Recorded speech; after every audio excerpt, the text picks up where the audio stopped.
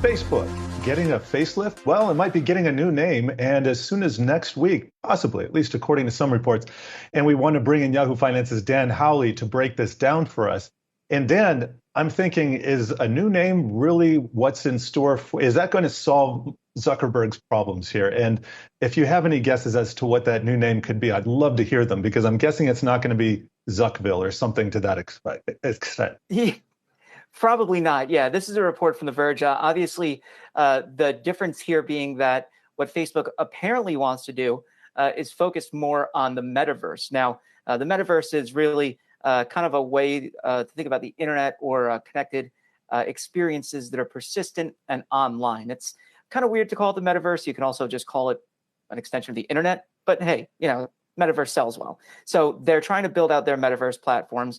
They're using this through VR and AR. They obviously have the Oculus line, and that's what the event coming up on next week is going to be focused on. And that's when we're expected to hear the name change. As for what the change will be, it's still up in the air. Facebook at this point is kind of a toxic name.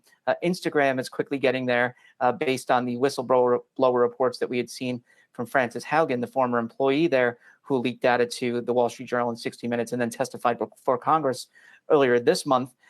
She's also expected to testify before the UK Parliament later this month. And, I think for Facebook, this is about two things. One, it's about, yes, working on the metaverse, but more importantly, it's about getting the corporate name to change away from Facebook so it doesn't have that overhang. But we've seen this before in other companies. Google, not necessarily trying to get away from the name Google, but trying to ensure that it's just not known for the search engine, went with Alphabet. So this way it's Waymo properties and things along those lines we're getting their due. But you still call Alphabet Google. There's no point in time where I would be like, oh yeah, Google or Alphabet makes Waymo. No, Google makes Waymo because that's what we've known it for. Snap tried to change its name from Snapchat to Snap. And that was because they wanted to be known as a camera company because of the spectacles. Well, I don't see a whole hell of a lot of people using spectacles, and we still call it Snapchat because that's what the app is. So this is really kind of a strange move for them. I think we're all going to still refer to it as Facebook unless it's some wild out there name.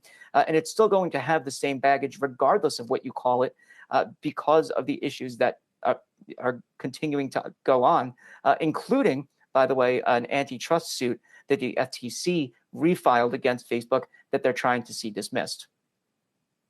And Congress is really unhappy with some of what Facebook is doing. Richard Blumenthal, in fact, says he's disappointed that Facebook has been unwilling to be fully transparent and wants him to appear on Capitol Hill to testify. Do you think we see that anytime soon? Yeah, what's interesting is when it comes to this latest round of controversies for Facebook, I have to say the latest round because there's so many others.